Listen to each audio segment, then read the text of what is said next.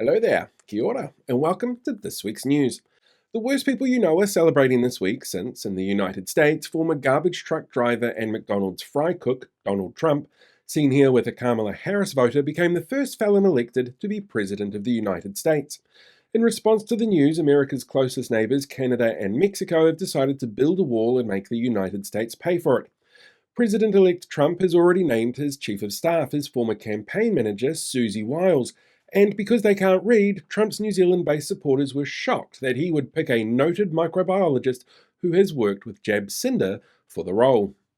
Renewed calls are being ignored by Police Minister Mark Mitchell, seen here finding police raids on gang pads may have left children unattended in their wake, to honour his promise to resign if law and order wasn't restored under his tenure after new figures revealed an increase to gang numbers and a decrease in police numbers.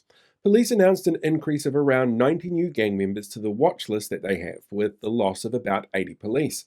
Said Mitchell, well, even though we used that list ourselves in the election to hype up gang numbers and make it look like there was a massive increase of them, we have been told that they're not actually police tracking numbers on gangs, but the people who have known associations or contacts with gangs.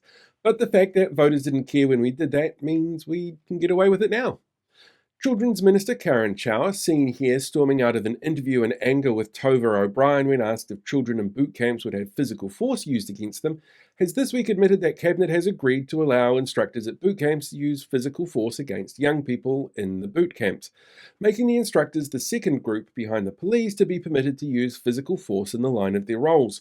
When asked if this increases the risk of a repeat abuse, as seen in the recent Abuse in State Care report, Chow said, well, isn't that the plan? Social Development Minister Louise Upston, seen here watching as a family has their accommodation supplement denied for the third time, has been warned about bringing in work for dole sanctions by the ministry. Research into previous times work for dole measures have come into place have found that they actually hinder beneficiaries' ability to find work by limiting their available time, and often results in them working for below minimum wage as benefit levels are so excruciatingly low. So expect to see that rolled out sometime in 2025. The Free Speech Union is hailing a decision by the New Zealand Police to pull back on perception-based standards to identify hate speech and instead focus on events themselves that imply significant risk or harm. The Free Speech Union has long promoted their belief that all speech should be permitted no matter the risk that it poses to minority groups. In other completely unrelated news, a 19-year-old has been arrested this week for a deliberate fire set in a Newland mosque earlier this week. Data released this week shows the New Zealand unemployment rate has risen to 4.8% nationally after a series of decisions from central government, which has seen thousands of civil servants put out of work and forced private enterprise to do the same.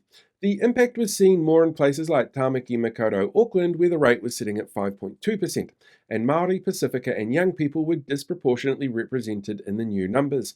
Said Prime Minister Christopher Luxon, remember, now you're unemployed because of us, we expect you to meet your WINS obligations.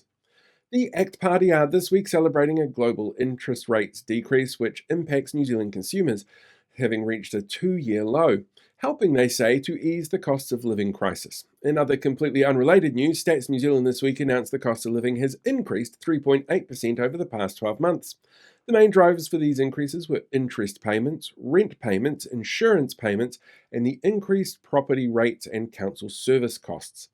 And finally, a Green Party bill drawn out of the biscuit tin of democracy would protect New Zealanders' abilities to use copyright materials for parody and satire across various formats and includes memes.